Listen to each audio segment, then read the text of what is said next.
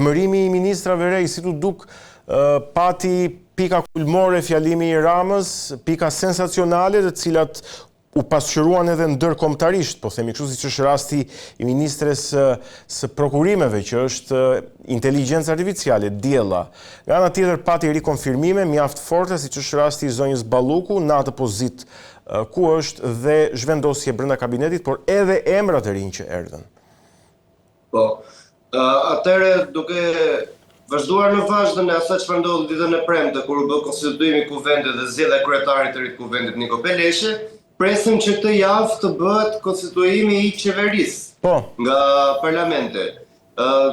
Unë si politolog nuk është të shikoj diçka ndryshe, pak a shumë jam pothuajse të njëjtët emra të ricikluar, me disa përjashtime të veçanta të duke përfshirë risinë e vendosjes së një gruaje në Ministrinë e Brendshme, që në dijenin time kjo është hera e parë që ndodh në të gjitha legjislaturat të kuvendit të Shqipërisë.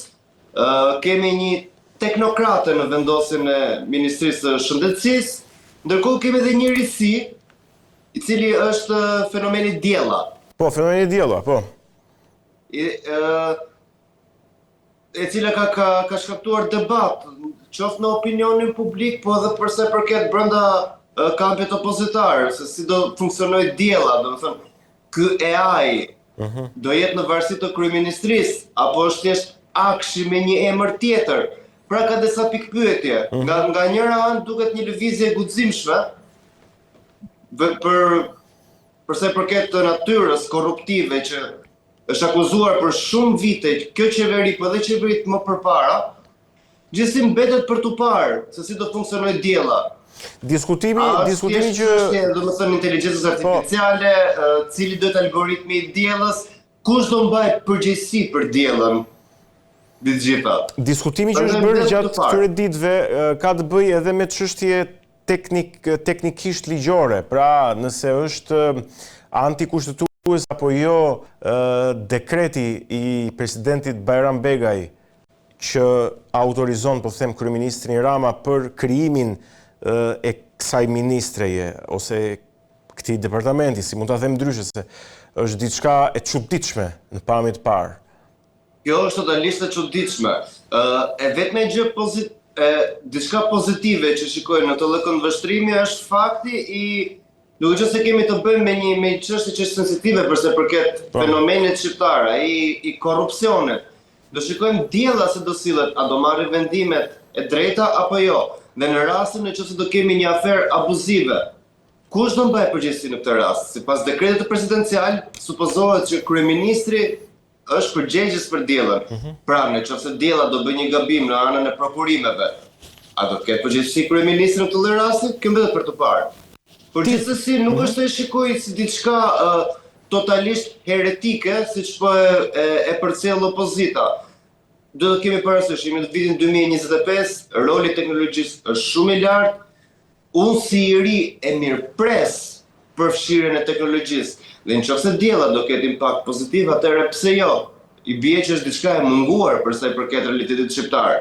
Por ama nëse diella do jetë thjesht një kamuflazh për të treguar se si do funksionojë çështja e prokurimeve në Shqipëri, atëherë kjo mbetet për të parë. Është diçka e re dhe e gjykoj se jemi akoma shumë herët për të folur për të. Për të ngelur tek ministrat e kabinetit të ri, përmendej që Ministria e Brendshme është një dukuri edhe kjo për herë të parë, pra një grua në krye të dikasterit të punëve të brendshme, po themi kështu. A të bëri përshtypje ndonjë emër tjetër, po themi? Në përgjithësi kemi të bëjmë me rikonfirmime. Pra, përsa i përket zëvendës kryeministres është Balluku, emrat të kryesor të qeverisë janë emrat të cilët kanë qenë më përpara në funksion administrative, qofshin brenda partisë, brenda komisioneve parlamentare, apo dhe thjesht transferimi nga ministria në ministri. Pra në të lloj rasti nuk është të shikoj ndryshime shumë të mëdha.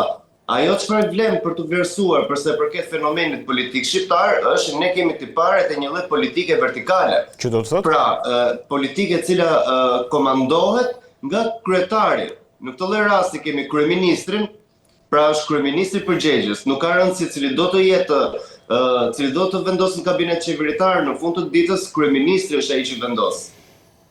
Kjo është tipologjia kryesore politike që kemi ne si vend. Duke pasur parasysh edhe fenomenet e mëparshme për sa i përket posteve ministrore në Shqipëri, do të kemi parasysh që një post ministror pak a shumë jetëgjatësinë e tij 2 vite e ka. Edhe ato riciklohen. Kryeministri Rama është treguar i kujdesshëm gjatë gjithë viteve të zbatimit të detyrës së tij si kryeministër, ku po ta keni vënë re nuk është se i jep shumë pushtet ministrave. Po thosë se gjithë ministrat në Shqipëri 2 vjet e kanë shërbimin e tyre, më pas riciklohen nga emrat të tjerë. Dhe duke pasur parasysh, riciklimin nuk është të shikojë diçka jashtëzakonisht shumë të veçantë. Domethënë, po të keni parasysh, zonja Spiropali është emër i cili ka qenë pranë kryeministrit, qëndron ende bëhet pjesë, thjesht ka ndryshuar nga drejtimi i kuvendit, tashmë me ministrinë e jashtme. Kemi Delina Ibrahimin, gjithmonë është marrë me çështjet e financave, vjen përsëri si ministre e ekonomisë. Kemi Piero Vengun, kemi, do të pak a shumë, po ta vini re të gjithë emrat të cilët janë pjesë e kabinetit e Rama 4 ose qeverisë së re, janë emra të lakuar brenda Partisë Socialiste. I vetmi rasti i veçantë në këtë fenomen është përfshirja e një emri të ri, i cili është emri i zonjës Evis Sala si ministre shëndetësisë. Pra që kemi të bëjmë me një teknokrate e cila vjen nga jashtë dhe sjell ekspertizën e huaj në Shqipëri. Përse përket të tjerave pastaj janë thjesht rikonfirmime. Qartë. Mirë, hidhemi tek çështja e dytë që është çështja e kuvendit të Shqipërisë, konstituimit të kuvendit, por jo thjesht konstituimit të kuvendit. Në fjalën e vet, një ditë herët, kryeministri Edi Rama tha se do të bëjë reformë në kuvend duke ulur numrin e deputetëve nga 140 sa është aktualisht në 101. Pra një ligj të ri për kuvendin i cili mungon sipas kryeministrit Rama, por gjithashtu do të ndërmarrë edhe reforma të tjera. Reformë zgjedhore me depolitizimin e administratës, një reformë, një rishikim i reformës territoriale, rregulla të reja për komisionet hetimore, të cilat janë diskutuar edhe ditën e hënër, kaq. Tani, si e sheh, po them, të gjithë këtë radhë të madhe reforma që kryeministri Edi Rama do të ndërmarrë në kuvendin e Shqipërisë? Atëherë, çdo qeveri në momente kur vjen në pushtet ose në rastin aktual që kemi ne rikonfirmim, piketën e së të parë ka vendosjen e reformave. Tani për sa i përket uljes së numrit të deputetëve, kjo duhet parë në 2 perspektiva. Një perspektivë e parë, e cila është perspektiva normale, është rënja e popullsisë që kemi në Shqipëri. Momentalisht gjykohet që numri i popullatës në Shqipëri të jetë nga 2 milionë në 2.4. Gjithsesi kjo lën vend për diskutim. Sa persona janë real, sa janë aktiv. Duke pasur rënien e popullatës, është normale që të bjerë edhe numri i deputetëve në parlament. Ana tjetër, e cila unë mendoj përse kryeministri po vendos për të ulur numrin e deputetëve, është ai në kushtet aktuale që jemi tani me 83 deputet, ai e ka shumicën e cilësuar. Ai dhe me uljen e deputetëve përsëri do ta ketë shumicën e cilësuar në parlament. Dhe nuk dua të bëj teori konspirative, po leximi që bëj unë si politolog ndaj kësaj situate është duke qenë se ne jemi një vend me një lloj demokracie të kushtëzuar. Do ta pranojmë këtë, nuk është se jemi një vend totalisht demokratik siç janë vendet e Evropës perëndimore, po kemi edhe ne mangësitë tona, disa prirje drejt autokracisë ose drejt dorës së fortë të pushtetit. Kjo do ishte një diçka që i shkon për shtat kryeministrit për të bërë reformën e madhe që do tentojë të bëjmë pas 4 vitesh. Do ta keni parasysh të gjithë, nëse parlamenti i Shqipërisë do ulet nga 140 në 101 deputet, unë jam i bindur edhe reforma territoriale apo administrative do bëhet në shërbim të këtij funksioni. Mos u çuditni që mbas 4 viteve të keni një propozim të ri nga parlamenti për ne që Shqipëria të bëjë ndryshimet kryesore nga një republikë parlamentare të kalojë në një republikë komplet presidenciale, me një president jo thjesht figurë shteti dhe ceremoniale, por me një president i cili ka rol aktiv dhe vendim dhe rol vendimarrës në ekzekutivin shqiptar. Ka fuqi me një president që ka fuqi ekzekutive, po thua. Po. Kjo është arsye politike përse po tentohen nga 140 në 101 deputet. Për arsyen e vetme, sepse nëse do vazhdojmë me këtë lloj konfigurimi parlamentar për të bërë ndryshime të thella kushtetuese, të duhen 97 mandate deputetësh.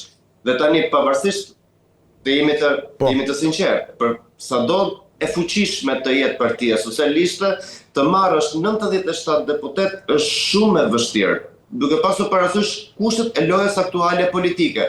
Kurse me 101 deputet, kjo gjë thjeshtëzohet shumë herë më tepër.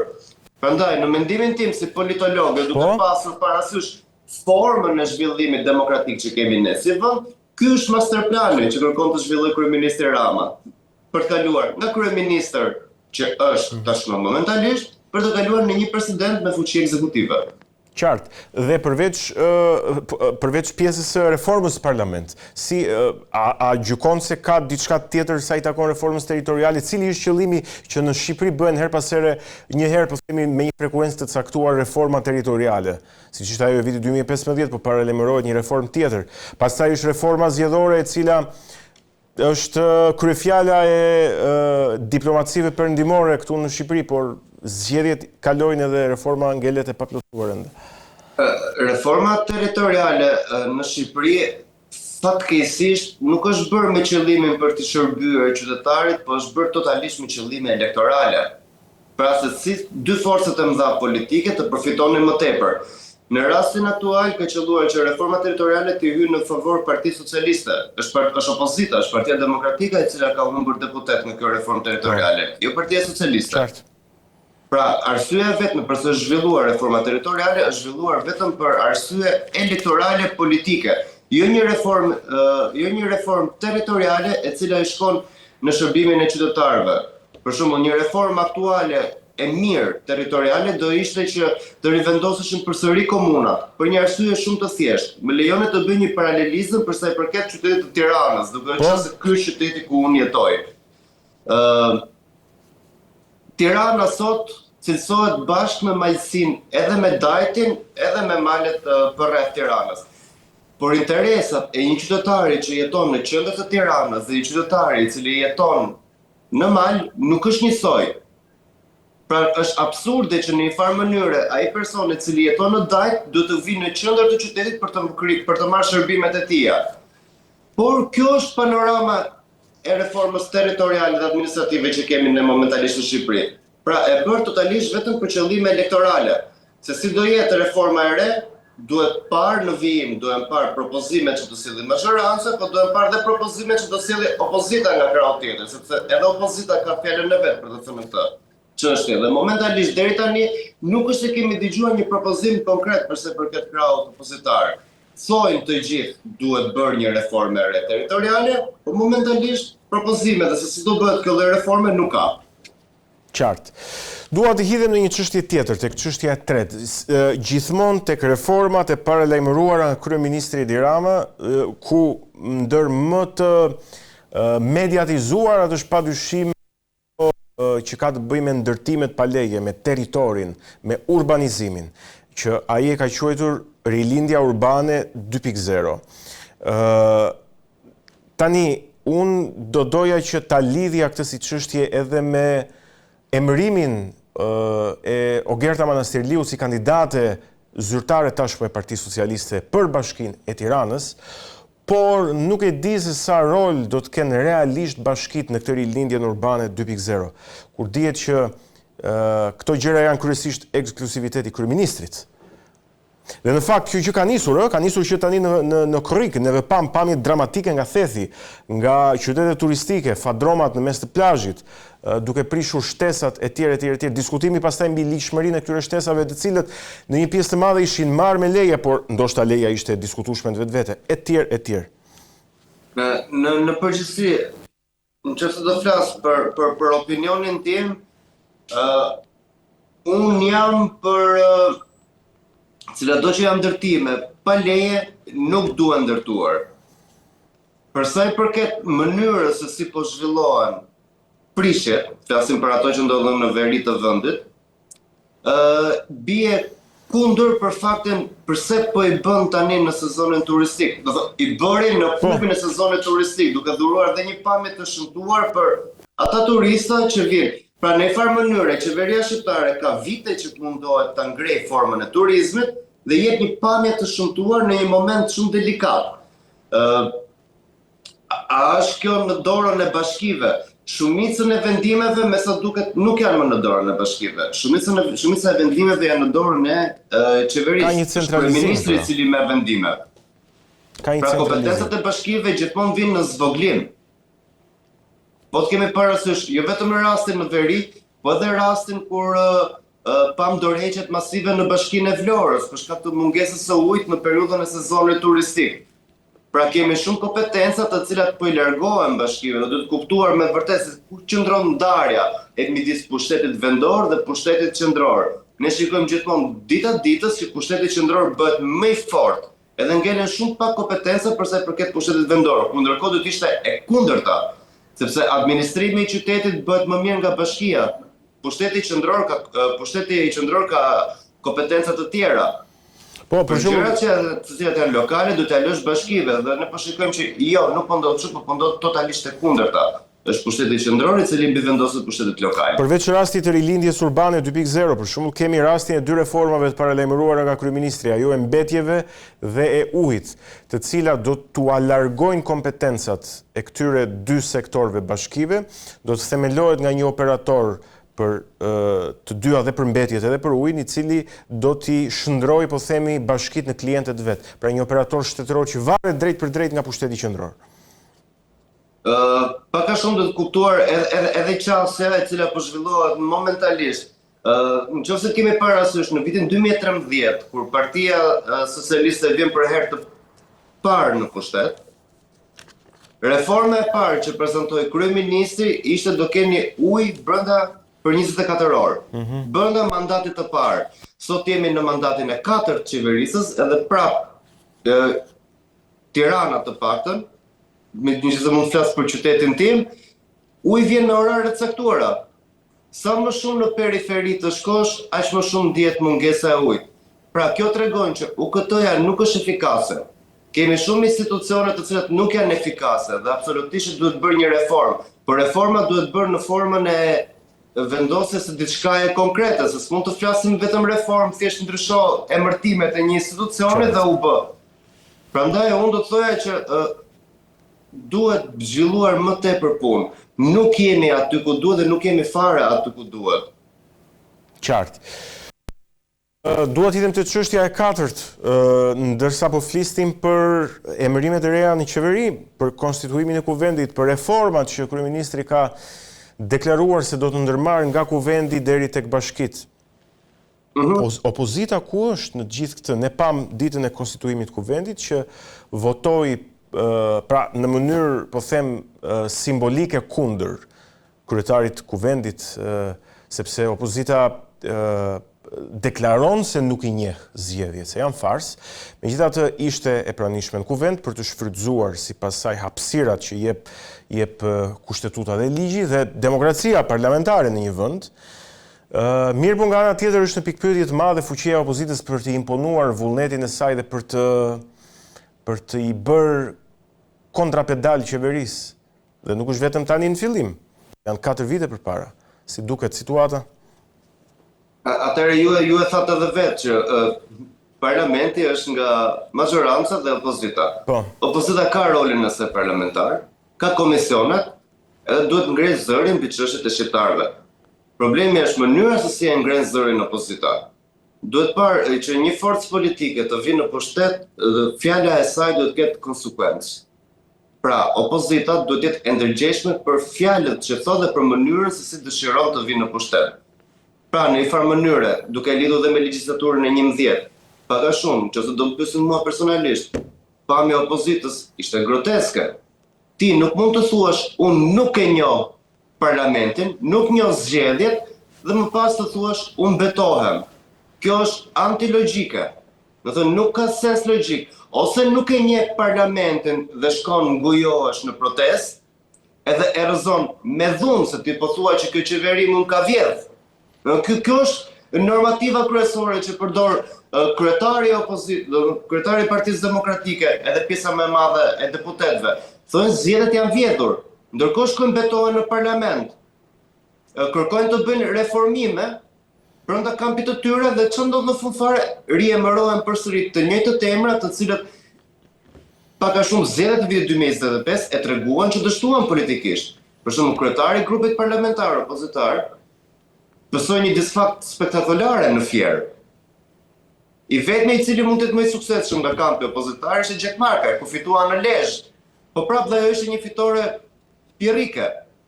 Opozita i humbi zgjedhjet në mënyrën spektakolare që mund të qëllonte.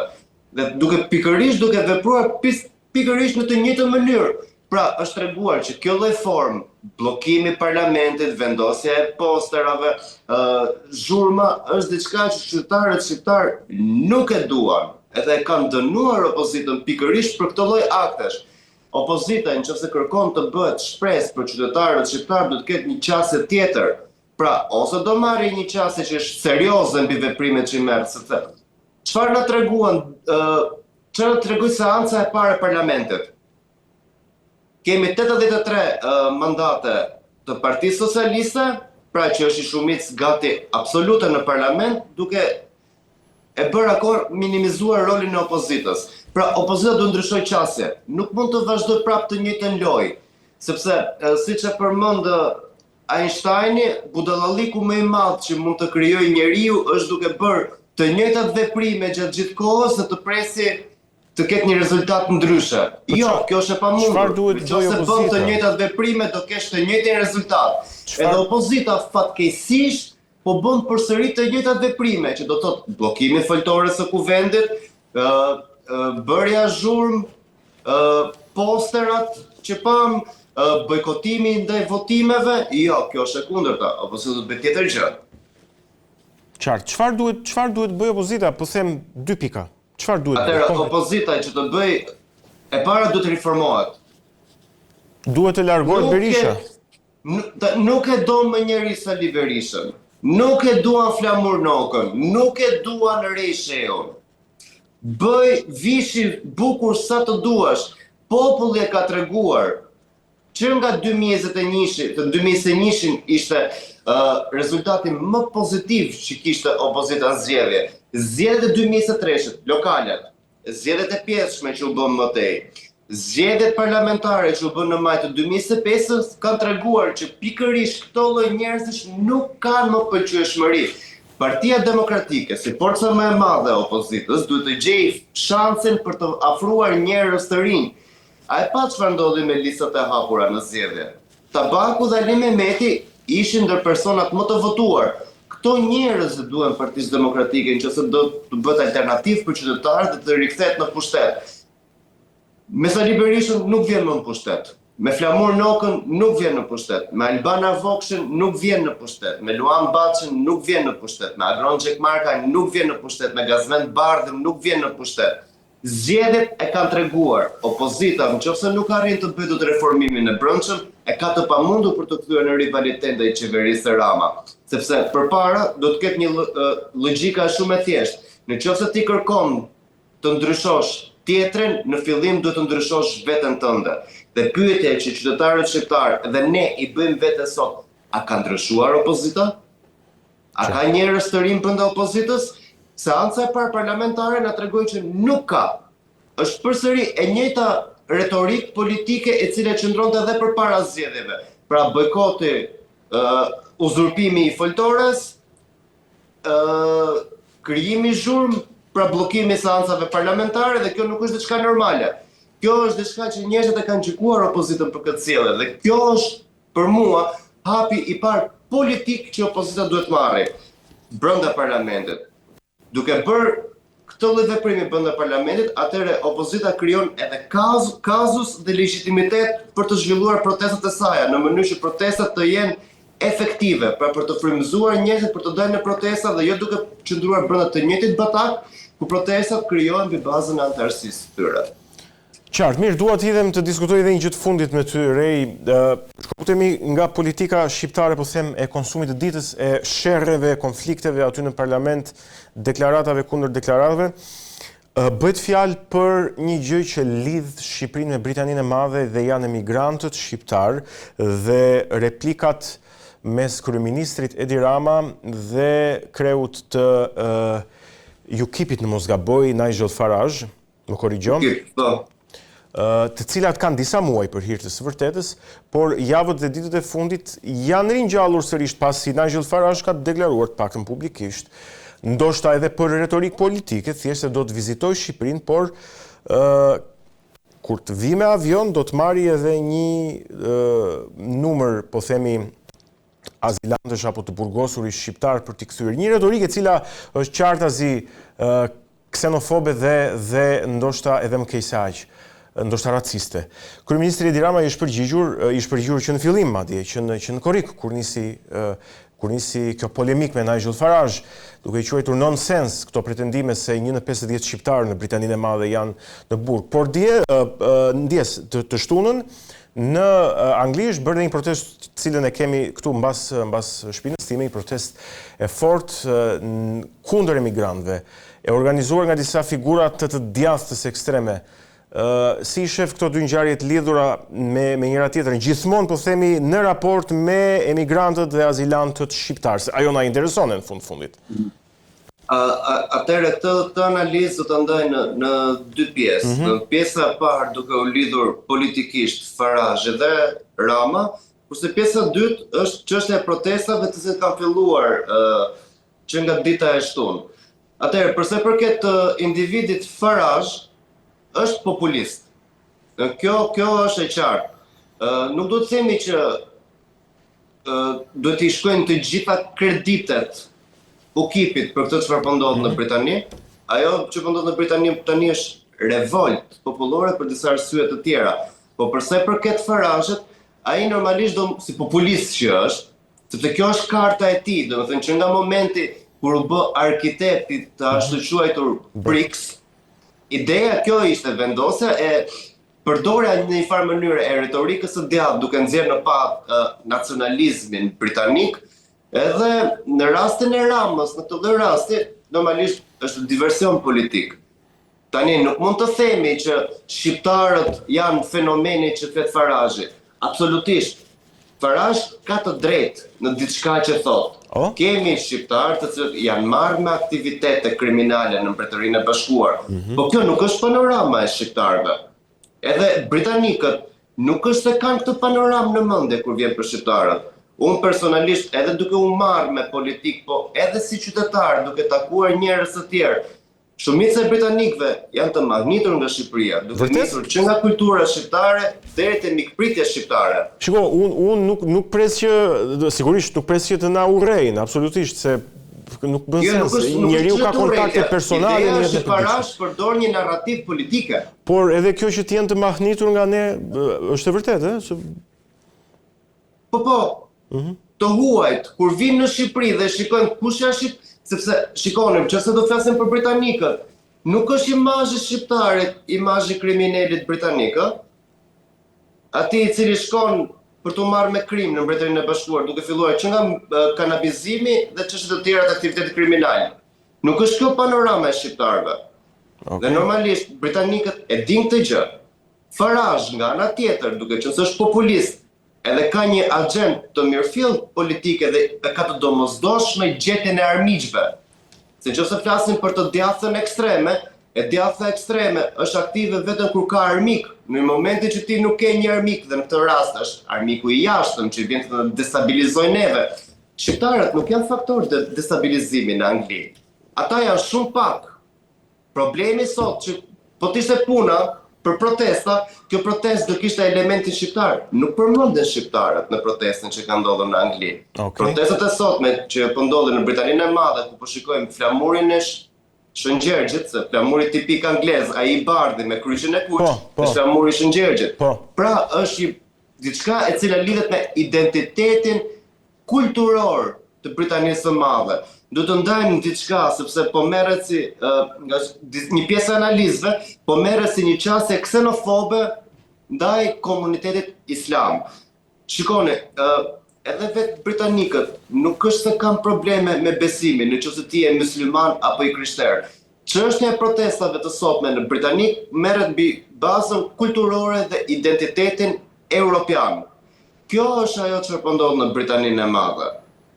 Domethënë, po të keni parasysh, këto protesta janë të frymëzuara diku. Tani, ideja është e tillë, Egon, në qoftë se unë të ftoj ty në shtëpinë time, ti vjen në shtëpinë time dhe zbaton rregullat e shtëpisë time. Nuk mund të fillosh ti të rimodelosh shtëpinë time si të pëlqen ty. Kjo është situata e cila po ndodh në Britaninë e Madhe. Keni parasysh, javët e fundit ka pasur disa raste imigrantësh në Britaninë e Madhe që thonë tani ka ardhur momenti që në Britani të vendoset ligji shariatit. Ku është parë ndonjëherë kjo? Do shariatin vëlla, shko në Iran. Shko në lindjen e mesme në vendet ku madje jo lindjen e mesme, se vetëm Irani praktikisht e zbaton shariatin. Shkoj në Iran. Pse do ta bësh Anglinë në këtë formë? Kjo është arsyeja pse britanikët sot janë në protesta, dhe protesta është masive. Nuk duhet parë si diçka se po krijimi i narrativës moderne po krijon sikur po krijohet fashizmi në Britaninë e Madhe. Jo, nuk është çështje fashizmi. Janë thjesht disa njerëz që kanë lifestyle-in e tyre, kanë mënyrën e tyre të jetesës dhe duan të mbajnë këtë gjë. Mos harroni, kemi të bëjmë me një vend që ka qenë perandori. Sot e kësaj dite që flasim ne, një periudhë në botë njëhet si periudha viktoriane, pra periudha e dominimit britanik. Dhe normalisht, edhe për një shtetas britanik apo për ekzekutivin britanik, kjo është diçka krenarie. Ata e ruajnë dhe nuk mund ta lejojnë të shkatërrohet. Prandaj, nëse do flasim mbi këtë çështje, që ta mbyll. Jo, për ta mbyllur se dua ta sjell tek mënyra se si kryeministri Rama e përdor, nëse ai ka të drejtë kur i quan nonsense ligjërimet e Farazhit në raport me shqiptarët, po. Në fund të ditës, Edi Rama është kryeministri i shqiptarëve. Farazh është një politikan britanik. Edi Rama nuk është se ka përbor çfarë as edhe ti përgjigjet Farazh. E vetmja gjë që e përdor Rama për të përgjigjur është për të bërë faktor në mediat britanike. Sigurisht. Edhe pra është tip PR-i marketingu, sepse në fund të ditës do kemi parasysh diçka. Kur vjen puna për të reklama, edhe reklama e keqe përsëri është reklam.